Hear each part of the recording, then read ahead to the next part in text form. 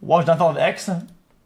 Another loser you'd see get stuffed into a locker. By the end, you realize he is one of the most complex heroes in cinematic history. McLovin went against every stereotype that a lead male role is supposed to be. He wasn't handsome. He wasn't physically fit. He wasn't charming. He wasn't— Wait, no, do you want to watch this? I kinda wanna watch this. Okay, whatever then. Oh fuck, what the fuck do I care? Guys, I care. It looks like a good video. I think this movie is fantastic. The fuck?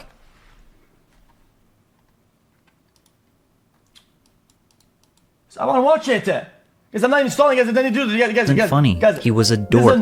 But his unwavering confidence and borderline delusion forced you to see him as nothing short of incredible. Choosing your own nickname is already bold, but purposely picking McLovin is so absurd, you have to respect it. Because of Christopher Mintz-Plasse's perfect execution of this role, Superbad became one of the best coming-of-age comedies of all time. Unfortunately, McLovin was so iconic that he would forever be known as this character he played at 18 years old, preventing his legacy from exceeding beyond the nerdy organ donor from Hawaii. Christopher Mintz-Plasse was an ordinary kid raised in the Los Angeles suburbs. Although he was often casted the role of the nerd, Chris says this didn't reflect his reality. I don't do it as much as I used to, but when I'm free and get the chance, I play basketball all the time. I know the movies I've been in make me look like a nerd, but I was never like that. It's common for Southern California teens to consider acting early on since they are right next to Hollywood. When he got to high school, Chris started attending acting and improv classes and even joined the improv comedy team. During his senior year, he caught wind of a movie audition a few of his acting buddies were trying for and figured he'd casually send in some headshots from his 2006 camera phone. Judd Apatow and Seth Rogen thought Chris had the perfect nerdy look, so they invited him for an audition with the rest of the cast. Hey man, McLovin sounds old, okay? Come on, the chicks are digging it. Are you kidding me? Are you kidding me, dude? Fogel, under what circumstances would you ever show that thing to a chick? Dude, she could totally ask to see my ID. I don't know, I can just show it to her. Oh my god. Well, his voice is cracking. Actually really good. I can't. This says you're f***ing 25. Why don't you put 21 on your ID? You're f***ing predictable, Seth. I knew you were gonna ask that. Listen, ass face. All right, every day hundreds of kids go into the liquor store with their fake IDs saying they're 21.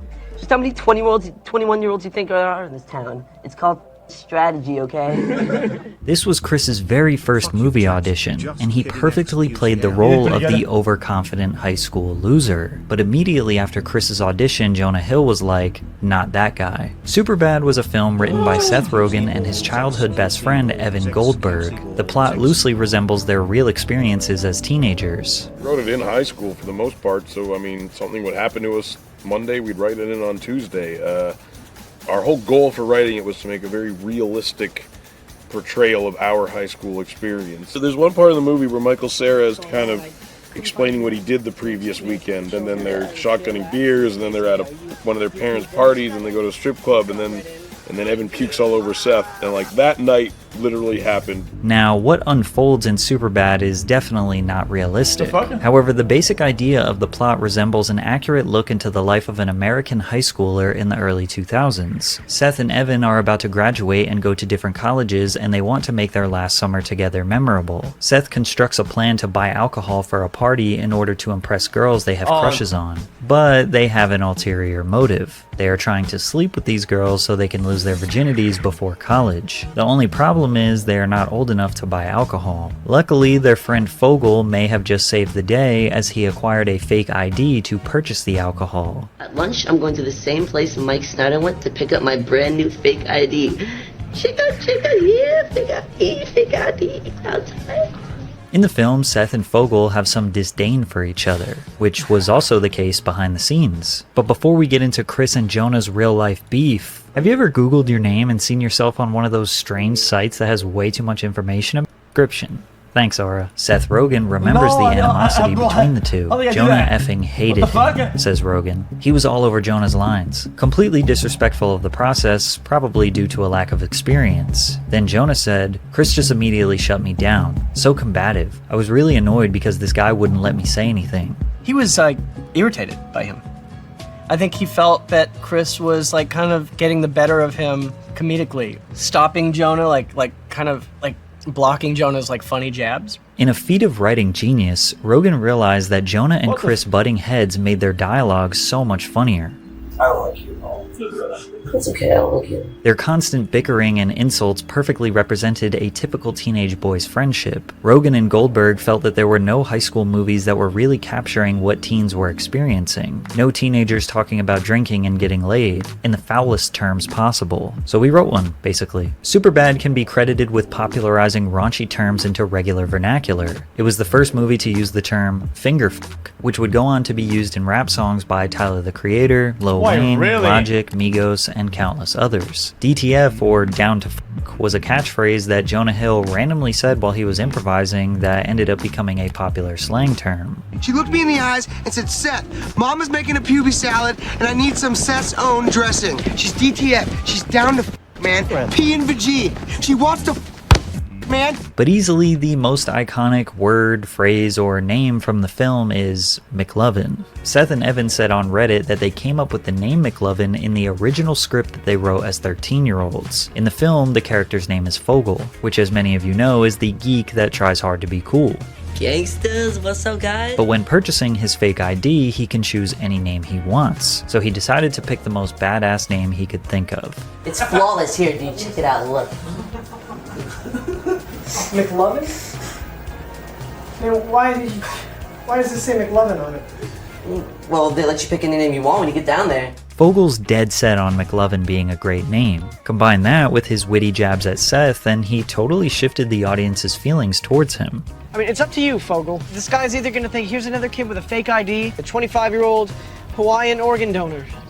Okay, so what's it gonna be? I am McLovin. McLovin becomes an audience surrogate here. They relate to the feeling of being proud of an idea, but having someone like Seth constantly trying to bring them down. McLovin can't even wear a vest without Seth attacking him. Despite the constant hate, McLovin wants to be the boss, the hero, the man they can rely on to get the alcohol for the boys and the girls. But that's not how Seth sees it. Seth treats him like the fall guy. If McLovin gets caught with a fake ID, Seth and Evan won't get in trouble, and they can come up with another plan to win over the girls. I think this is a major reason why his character became so beloved. Despite being treated like crap, all of the stakes of this mission are riding on McLovin. He is taking on multiple different archetypes that are quintessential to the progression of the plot. The cops then arrive at the liquor store and he has to be caught, right? I mean, surely they don't think his real name is McLovin and that this has got to be a fake ID. But no. They think his name is actually cool. They don't view him as a nerd, but rather an interesting organ donor from Hawaii, which sets up the rest of the movie for McLovin to just be unapologetically himself. Hey, did she say we're gonna get to like shoot somebody or something? Oh, God, I wish. Nah, it's probably just some lame house party. We'll drop you off after. Is that cool?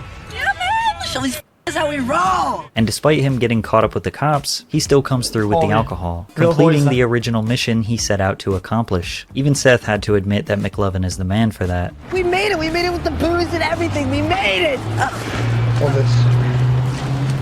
I can't believe you still have the liquor. It's awesome.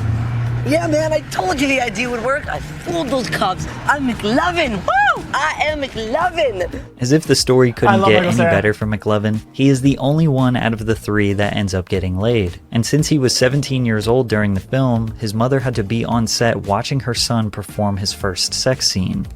I got a boner.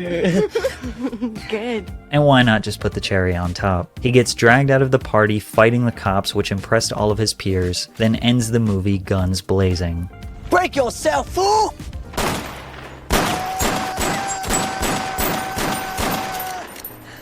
Fool. Tight. With all the cards stacked against him, McLovin saved the day, got the girl, and was a total badass while doing it. With a relatively small budget of $20 million, Superbad surpassed everyone's expectations, earning $33 million on its opening weekend and eventually grossing $300 million when including revenue from DVD sales. The day after the movie premiered, Christopher went from a nobody to a superstar. Literally the next day after it came out, I went into the Habit, which is a burger joint down here in LA, and like people screamed at me from across the hall, McLovin, and chased me down which was very alarming at age 18. Yeah. And very surreal and kind of cool. I probably felt like I was the Beatles or something back then. He told People magazine, "It was very alarming for a 17-year-old person. I was trying to figure out who I was as a human being at the time, and then to have millions of people knowing you as McLovin was very intense." Mintz-Plasse's performance earned him a nomination at the MTV Movie Awards for Best Newcomer. I thought he was good Superbad on was an Kick-Ass instant too. classic, and McLovin was a McIcon. The hip-hop community The Red loved Mist, McLovin. Wiz bruh. Khalifa could be credited with being the first rapper to name-drop him in his 2007 track, Be Easy, where he says, "Yeah, the young and Superbad, you can call me McLovin." He was mentioned in quite possibly the biggest hip-hop collaboration of all time. In the 2009 track Forever, featuring Drake, Kanye West, Lil Wayne, and Eminem, Kanye says, "Superbad chicks giving me McLovin." In Kid Cudi and Ye's collaboration Erase What a- Me, what they a bomb, hired bro. Chris to perform as the drummer in the music video. Ironically, rappers' images are the antithesis of McLovin. They are typically seen as smooth-talking, womanizing, stylish, and all-around cool people. But as hip-hop grew into the most popular genre in the world, countless rappers glorifying McLovin made him this larger-than-life figure.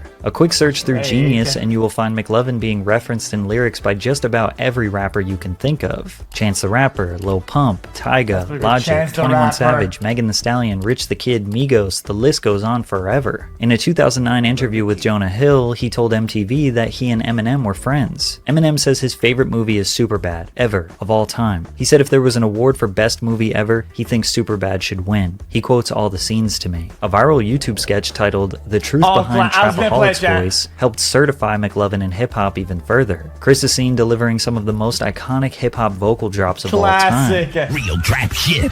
Trapaholics. We make it look easy. Fuck with your boys. Damn, son, where'd you find this? The video spread like wildfire, and even sparked a little challenge of people trying to recreate their version of the drops. Now, the Trapaholics vocal drops date way back to the early 2000s, but there were some people who genuinely believed Chris was the voice. Even the McLovin fake ID became a recognizable piece of history. In 2021, Blake Griffin wore a pair of basketball shoes designed around the ID, and thousands of replica cards still get sold every month on Amazon. Chris was stamped in pop culture as McLovin. He was a beloved icon, but as you can imagine, this made it very difficult for him to outshine the legacy of that role. Immediately after Superbad, Chris got a ton of visibility from Like Jimmy Frodo. Kimmel when he was invited to do a comedic music Potter. video sketch that was jam-packed with A-list stars: Matt Damon, Ben Affleck, Robin Williams, Brad Pitt, and McLovin. He quickly secured another nerd role in the comedy film Role Models, alongside Paul Rudd and Seann William Scott, which generated nearly $100 million at the box office. Then followed that up with a tertiary role in Year One that just barely broke even in the box office. But his second most successful primary role was in the 2010 film Kick-Ass, which was about a nerdy high school student who decides to be a superhero even though he has no powers, training, or reason to even be a hero. Chris played the superhero Red Mist, and the It was a film was a great movie. huge box office hit, earning about $100 million. Throughout the 2010s, he was a go-to tertiary character for comedy films. Pitch Perfect, This Is the End, The To-Do List, Neighbors 1 and Neighbors 2 were all big films that he can be seen in. However, it became clear that Christopher was being typecast in Hollywood, which is essentially when someone plays the same general character in every film. No matter what movie, Chris was always the nerd or the skinny weakling who isn't taken very seriously. And although some of the films were successful, none of them came close to eclipsing the domination of Superbad, which made every character he portrayed look like a lesser version of McLovin. People didn't even refer to Christopher Mintz-Plasse as his real name. They would say, "Oh, that movie has McLovin in it." I met someone at the Celtics game that's like,